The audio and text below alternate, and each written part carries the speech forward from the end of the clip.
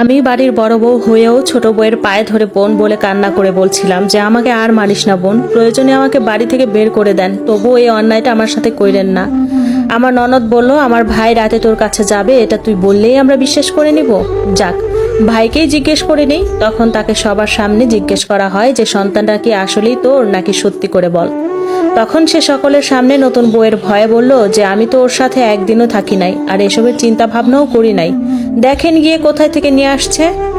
তখন আমি বললাম যে আমি যদি প্রমাণ দিতে পারি যে এটা আমাদের বাচ্চা তখন কি হবে।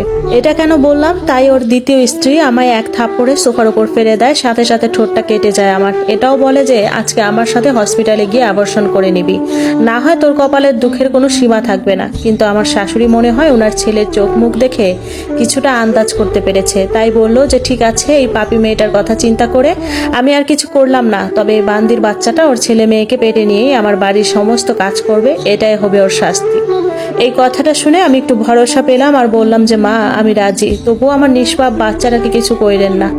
কিন্তু তখন আমি আসল কাহিনীটা জানতাম না। আসল কাহিনীটা হলো আমার শাশুড়ি আর আমার সতীন ঠিক করেছে আমার বাচ্চা ভূমিষ্ঠ হলেই তারা বিক্রি করে দিবে। কিন্তু একদিন আমি 6 মাসকালীন আমার শাশুড়ির রুম মুছতে গিয়ে কথাটা শুনতে পেয়ে আর কান্না ধরে রাখতে পারিনি, তাদের সামনেই চোখের পানি চলে আসলো। কিন্তু আমি আর বুঝতে দেইনি যে সত্যিটা আমি জেনে গিয়েছি। আমাকে জিজ্ঞেস করে কান্না করছি কেন, তখন আমি বলি হাতে ব্যথা পেয়েছি তাই চোখের পানি পড়ছে। চোখের জলেই সারা বাড়ির ফ্লোর মুছে এবার ঘরে আসলাম একটু রেস্ট করার জন্য, কিন্তু না, একটা মিনিটও আমি রেস্ট করতে পারিনি। সাথে সাথে হুকুম আসলো যে তার দ্বিতীয় স্ত্রীর জন্য পানি গরম করে গোসলখানায় পানি দিয়ে আসার জন্য।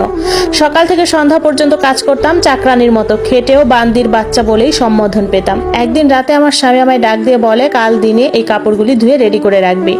তখন রুমে কেউ ছিল না, আমি অনেক সাহস করে বললাম আমি একটা কথা বলি। তখন সে বলল কি বলবি বল।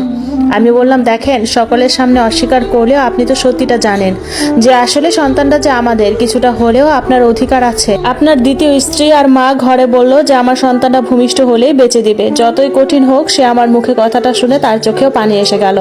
তখন সে বলল ঠিক আছে আমি দেখব বাকিটা, কিন্তু তুই কাউকে কিচ্ছু বলতে পারবি না। ঠিক এমন সময় দ্বিতীয় বউ এসে হাজির। মেয়ে মানুষের মন এত পাষাণ হয় কিভাবে আমি জানি না। আমাকে এই ঘরে দেখে সে বলল নেক্সট টাইম আমার স্বামীর ঘরে কখনো তুই আসলে তোর পেটে ইচ্ছে মতো লাথি দিয়ে তোর নষ্টামির ফল আমি বের করব, মনে রাখিস। বেরিয়ে আসলাম, নিজের ঘরে এসে অনেক কান্না করলাম। মনে মনে ভাবছি বাবার ঘরে আগে কষ্টই করে আসছি, আর এখন স্বামীর ঘরেও তো আর কষ্টের সীমাই নেই। শুনেছি প্রথম সন্তানের সময় মেয়েরা বাবার বাড়িতেই থাকে, আর আমার বেলায় এসব তো দূরের কথা, কোনো বেলায় ভাতও পেতাম না। কষ্টে কষ্টে দিন কেটে যাচ্ছে, আর যেখানে নিজের চলাফেরাটুকুই কষ্ট হয়ে যেত সেখানে সারা বাড়ির কাজ করতাম। 3 সেট কাপড় দিয়েছিল বিয়ের সময়, সেই কাপড়ই এখনো পরছি। সেলাই করতে করতে সিরে পর্যন্ত গিয়েছিল, তবুও নতুন এক সেট কাপড় পাইনি। যাই হোক, ডেলিভারির সময় হয়ে আসছে, কেউই আমায় হাসপাতালে নিয়ে যাচ্ছে না। তার দ্বিতীয় বউ বলে ফেলে রাখেন, এমনিই হবে, হাসপাতালের খরচ দিবে কে। প্রচন্ড ব্যথায় আমি কথাও বলতে পারছিলাম না, তবুও যতটুকু পেরেছি তার মধ্যে বললাম মা আমায় হাসপাতালে নিয়ে চলেন, আমার বাবার বাড়ি বিক্রি করে হলেও আমি টাকা দিয়ে দিব, নিয়ে চলেন মা। আমার স্বামী সাথে যেতে চাইলেও আমার শাশুড়ি আর ছোট বউ নিতে চাইছে না, কারণ তাদের উদ্দেশ্য খারাপ ছিল।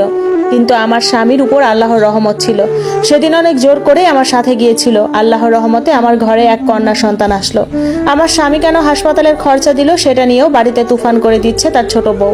হাসপাতালে কিছুদিন পরেই বাড়িতে নিয়ে যাওয়ার কথা বলল, কিন্তু কন্যা সন্তান হয়েছিল বলে শ্বশুর শাশুড়ি কেউই ঘরে উঠতে দিল না। আমার স্বামী এখন আর ভালো মন্দ কিচ্ছু বলছে না, কারণ তার দ্বিতীয় স্ত্রীর সামনে, তাই সে তার মতো করে ঘরে ঢুকে গেল। কিন্তু আমি দরজার সামনে দাঁড়িয়ে আছি আমার এই ছোট্ট মাকে নিয়ে। সকাল ছাড়িয়ে দুপুর হয়ে গেল, কেউ আমায় ঘরে নিচ্ছে না। আমি দরজার সামনেই মেয়েকে নিয়ে বসে আছি। বিকেল 4টায় আমার শাশুড়ি ঘরে ঢুকতে বলল, তাও চুলায় ভাত বসানোর জন্য। আমার প্রয়োজন হয়েছে তাই। তাদের উদ্দেশ্য যে খারাপ ছিল সেটা আমি আগেই জানতাম, তাই আমি রান্না করতে গেলেও আমার মেয়েকে নিচে শুয়ে রাখতাম। ছাদে কাপড় দিতে গেলেও এক হাতে মেয়েকে রাখতাম আর অন্য হাতে কাজ করতাম। বাচ্চা হিসেবে আমার মেয়েকে আমি কখনো একটা দুধের বক্স এনে দিতে পারি নাই, আর আমি তাদের কাছে বলার সাহসও পেতাম না। মেয়ের ঠান্ডা লাগতো, জ্বর হতো, কখনো ডাক্তার দেখাতে পারিনি। আমি বাসায় নিজ যত্নে তেল মালিশ করে যতটুকু পারতাম মেয়েকে সেফ রাখতাম। একদিন সকালে রান্না করতে গেলে আমার স্বামী বলে আমার রুমে শোয়াই দিয়ে যাও রে। এত ভয় পেলেও তখন তার রুমেই রেখে গেলাম রান্না করতে। কিন্তু তার দ্বিতীয় স্ত্রী এসে আমার মেয়েটাকে এই শীতের মধ্যে মাটিতে শোয়াই দেয় বিছানা নষ্ট করবে বলে। ওর চিৎকারে আমি দৌড়াই রুমে এসে দেখলাম মাটিতে শোয়াই রাখছে। তখন আমি কোলে নিয়েই রান্না করতে গেলাম। এক হাতে মেয়ে, অন্য হাতে কাজ করছি। মেয়েকে হাঁটুতে রেখে ভাত ছেঁকা দিতে গিয়েছিলাম, তখন ভুলক্রমে ভাতের গরম মার আমার মেয়ের হাতে পড়ে, আর ওর হাতটা সাথে সাথে ক্ষতবিক্ষত হয়ে যায়। চিৎকার শুনে সবাই রান্নাঘরে আসে আর আমার শাশুড়ি আমার কোল থেকে ওরে নিয়ে গিয়ে আমার চুল ধরে রান্নাঘর থেকে বের করে আর গরম ভাতের ঢাকনা দিয়ে আমার হাতেও ছ্যাঁকা দিয়ে দেয়। যদিও আমি অনেকবার বলেছি মা আমি ইচ্ছে করে কখনো ওর হাতে মার ফেলতাম না, ভুল করে ওর হাতে পড়ে গেছে, কিন্তু তারা তা শুনে নাই, সুযোগটা কাজে লাগিয়ে দেয়। গরিব ছিলাম বলে শ্বশুর বাড়িতে কম অত্যাচারিত হইনি আমি। শেষ পর্যন্ত হাতিয়ার হিসেবে তারা আমার মেয়েকে ব্যবহার করতে চাইলো। কষ্টে কষ্টে মেয়েটাও আমার বড় হয়ে গেল। আমার স্বামীকে তার দ্বিতীয় স্ত্রী কখনো আমার মেয়েকে বাবা ডাকতে দিল না। ছোট থেকে ওর মাথায় এটা ঢুকানো হয়েছে যে ওর বাবাকে সেটা কেউই জানে না। একদিন তার দ্বিতীয় স্ত্রী আমার মেয়েকে কি বলেছে আমি জানি না, কিন্তু আমার মেয়ে আমার কাছে এসে বলে, মা তুমি কার সাথে নষ্টামি করছো? মেয়ের মুখে এই কথাটা শুনে আমার এতই কষ্ট হয়েছে যে তার কথার উত্তরে আমি আর কোনো কথাই বলতে পারলাম না, শুধু কান্না করলাম। সোহানাকে বাবার পরিচয় দেওয়া নিষেধ ছিল। শাশুড়ি এবং ছোট বউ মিলে সিদ্ধান্ত নিল যে আমি যদি কখনো আমার মেয়েকে তার বাবার পরিচয় দেই, সেদিন আমার মেয়েকে আমি চিরদিনের জন্য হারাবো, দুই চোখেও দেখতে পাবো না। তাই সেই ভয়ে আর আমি আমার মেয়েকে কখনো বলতে পারিনি যে ওর বাবাকে। তখন সেও ভাবতো যে তার দাদা দাদি ছোট মা যেটা বলে সেটাই সত্যি, অথচ তার নিজ বাবাকে সে কাকাই বলতো। তারা 6-7 জন মিলে আমার মেয়েকে একই কথা বললে আমার একজনেরটা বিশ্বাস না করার কথাই ছিল। সতীন নামক অমানুষটাকে সে ছোট মা বলতো। তারা সবগুলো অমানুষ আমার মেয়েকে এমন ভাবে গড়ে তুলেছে যে আমার মেয়ে একদিন ডাইনিং এ সকলের সামনে বলে, বড় মায়ের সাথে এক টেবিলে খাবো না, বড় মাকে ভালো দেখা যায় না। যদিও সবাই হেসে উঠলো, কিন্তু আমি শুধুই কান্না করলাম। যে মেয়ের জন্য এতটা কষ্ট করলাম সে মেয়ে আজ আমায় এত বড় একটা কথা বলল।